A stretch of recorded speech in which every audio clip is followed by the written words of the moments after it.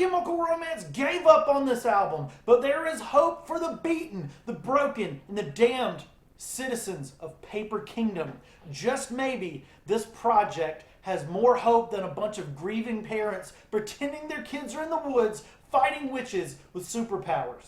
Let's talk about it. 2012, MCR5 was supposed to be a wild and bold follow-up to Danger Days and the Fabulous Killjoys. When we shorten the title of that to Danger Days, it really kills my joy. So don't shorten the title of that album. In interviews, Frankie Iero talked about the fifth project, and the band seemed excited about it coming out, if not working together, in 2012. There were, or are, 6 songs, which the entire band was extremely pleased with. They were working in a brand new studio, built specifically for My Chemical Romance, and could literally spend 24 hours a day writing songs.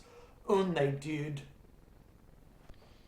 Rocky Horror Picture Show reference for you. The subject matter was brutal, and so were the recording schedules, as Gerard penned the words to Fake Your Death.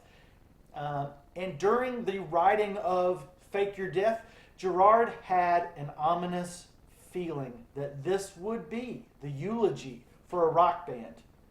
That's a Weezer reference, and this would be the end of My Chemical Romance, and he was right. And as Gerard's dark and brooding mind abandoned his body, oh, our agony! You know that MC will disband, but counting down the days to go, this Paper Kingdom.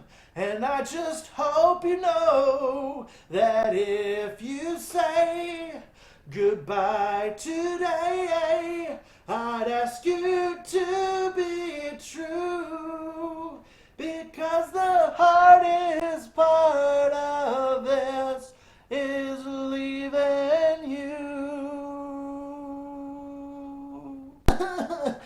MCR exploded just as their final pieces of the final album came together. It seemed the album was no longer what they wanted their final message to be. But they didn't want to go on living either. Paper Kingdom was a grandiose and twisted concept, perhaps better suited for a graphic novel or non-graphic novel. Hey, how about them non-graphic novels with graphic stuff in them? Hey, I'd read that book.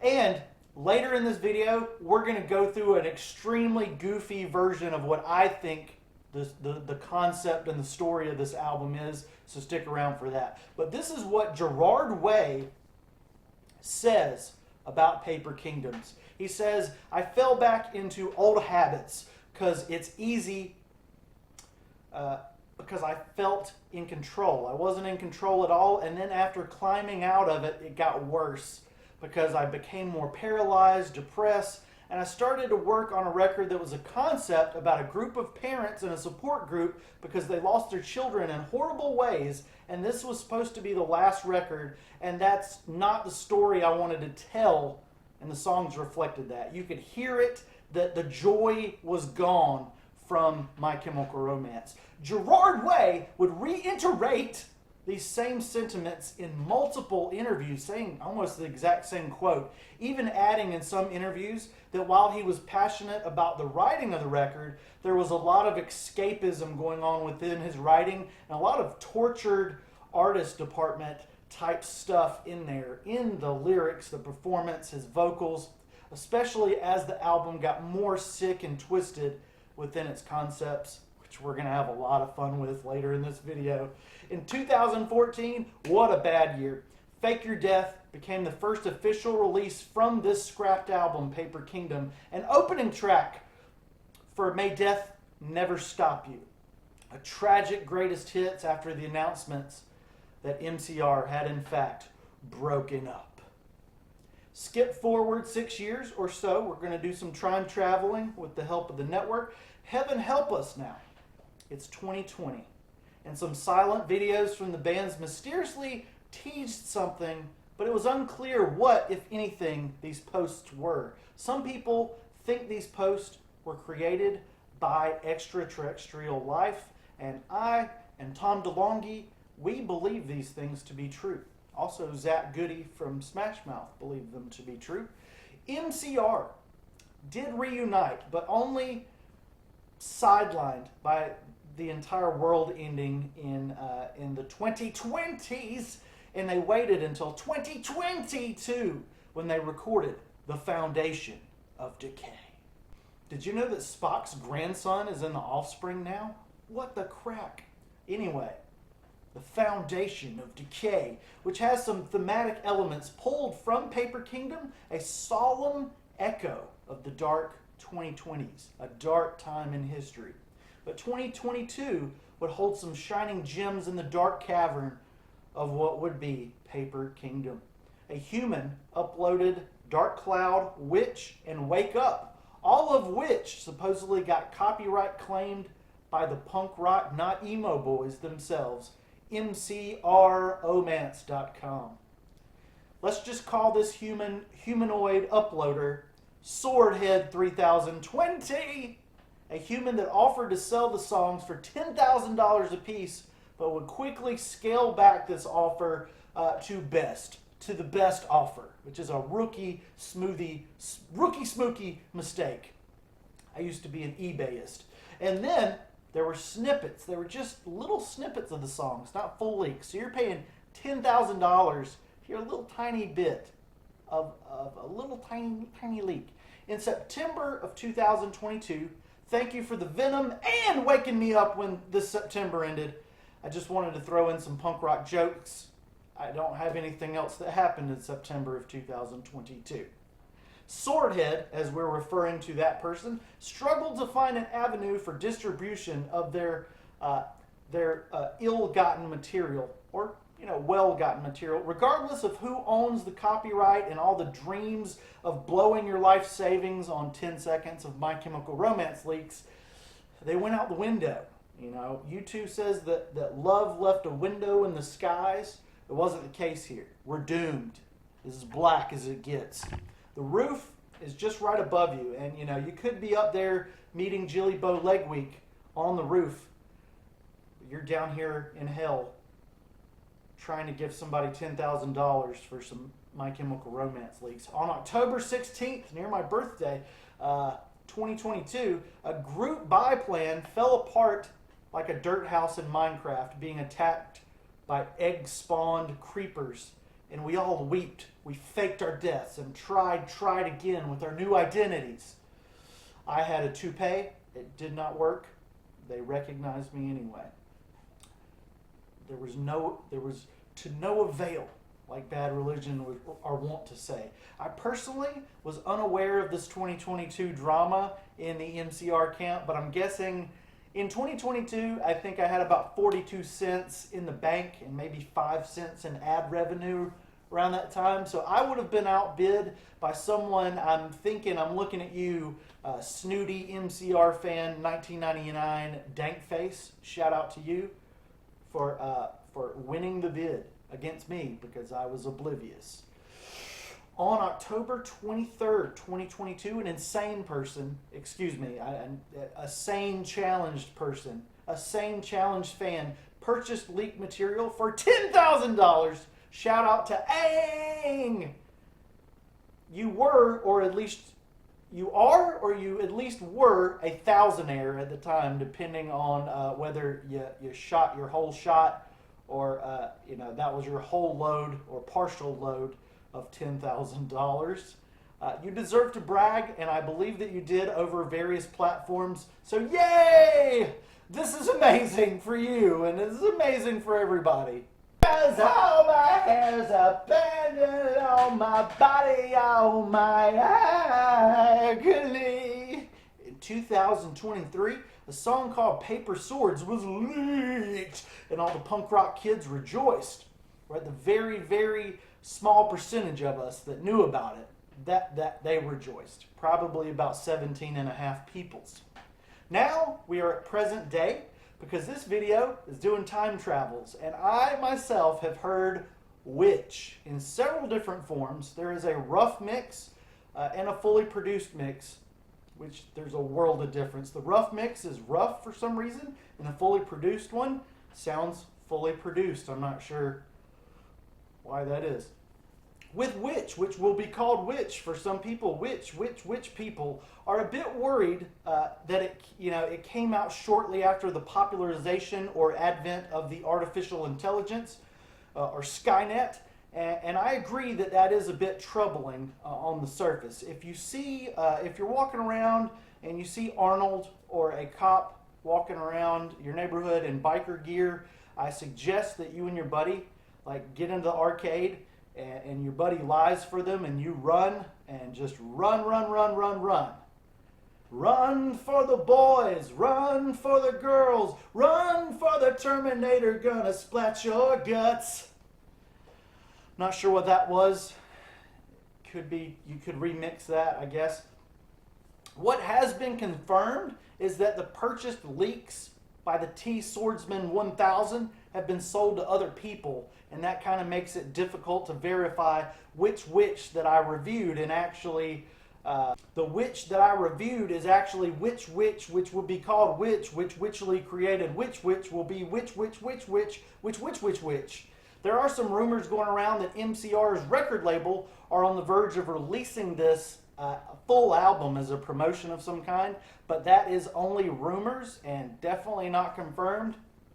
So, screw the rumors, even though that is a pretty darn good Fleetwood Mac album. So let's look at the freaking track list of Paper Kingdom here from MCR. And I'm telling you, my concept that I've written here, I think this is the definitive story of Paper Kingdom. So this is very quality, very just great goofy detail. In the song Witch, the protagonist named Jerry Weiwei is at a funeral with his ex, and it's really awkward. That is what that song is about. Dark Cloud is a flashback to a day on the lake where the Loch Ness Monster pukes on some campers and Jason Voorhees quietly sleeps with his mother in peace. But then on to the next song. Jason is awoken by the witches and captures, since we're on YouTube, we have to say Jason captures every last kid. He unalives them. Into Your Arms shows us the parents in the support group that Gerard has talked about. While Dive sees a world of their imagination where they're skydiving. And they almost achieve nirvana with Kurt Cobain, Dave, and Chris. But Kurt Cobain transforms into Rivers Cuomo, and then his final form, which is a witch, and wreaks havoc on the peaceful Nirvana concert, skydiving in a dream. So High Hopes and Falling Down further describes them going into battle in the dream world against Freddy Krueger and Jason, which are all representations, like the Loch Ness Monster, the representations of the witch. A lot of kind of the debut sounds on these songs. In the bubbly pop song of Birthday Girl, it's kind of an echo of teenagers from the Black Parade sonically. And the mourning parents learn that it is in fact the witch's birthday. And they try to give her gifts, but the witch is very demonic and demanding and wants really terrible things. Things that the parents cannot bring themselves to do what she wants. So she gets rid of the fake Jason, she gets rid of the fake Freddy Krueger, the fake Loch Ness Monster, but she is not happy with the parents. She's clearly plotting a war, a great war against the earth, or maybe even the entire multiverse. In Operation Day, the witch, whose name is Stabiatha Legweek, hitches a ride with the Doctor Who, and his TARDIS, and revisits the cancer patient from the Black Parade before his death. She gives him one last chance to sell his soul to her before he dies. But as they sing Cancer and I Don't Love You together, they end on cancer. The patient passes away to the other side like a CIA promoted rock song. Oh yeah! Break on through to the other side. Sing it for the boys, sing it for the girls, sing it for the dead Kennedys will rock your world, Johnny Cash. In Louder, the witch gathers her army The Network, who stopped their war with Green Day to join her. Blood on the Dance Floor, Devil Daddy from Five Finger Death Punch, even Anti-Flag and Lost Prophets team up with this disgusting witch. No one else has the decency to work with this witch, which will be named Witch. She's the lowest of the low. I tried to throw in a Stained reference there. I couldn't make it work with my words. The Witch, which will be named Witch. Track 11, Dogs, is all about the vile men who helped this witch. All real dogs run away barking from this witch because she is so sick and twisted. This war to end all wars is coming, and it is nasty. In Bike Thief, the heaviest MCR song ever written, more like an AC song more than an MCR song. Don't ask about that abbreviation. Please don't. Please don't ask about that. This is YouTube. This is a family-friendly affair. Gross. That band's pretty good, I guess. Even the wicked witch of the West from Oz takes notice on how vile and powerful this witch is becoming. And then, you guessed it, because it feels like we've gotten away from the parents who we thought this album was about, but then they show up. They've stopped mourning. They had to. They want revenge, and they have brought help. Behind the human parents is a huge army of familiar faces to you and I. My Chemical Romance are there. The Green Day band from Oakland, California. The Transplants. And Rick Astley himself.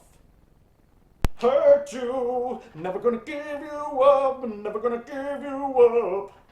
War Beneath the Rain is like Wake Me Up When September Ends and Jesus of Suburbia if they had a baby. It's a 20-minute song on the dot. And it tells an epic war story, an explosive battle that nearly destroys the earth. But that's okay, because this is a battle for all time, all space, all coffee and burps. And coffee's really addictive, and I need that stuff. So we're trying to save the little drops of caffeinated juices that we have left. The good guy wins. I don't gloss over any details at all here. And on the closing track, Paper Swords, we see one of the dads in quiet, somber retroflection. He's retroflecting on his life. Is that a word? He's looking back quietly and somberly on his life. It's a somber piece that gradually is kind of building. There's a little bit of excitement in the instrumentation, building and building. It's like a very dreary operatic song, but there's a little bit of pop punk coming through, a little bit of theme song magic, a little bit of commercial ditty coming in. We were there on the day they sold the cars for the Queen, and they sold out. They sold out to the man.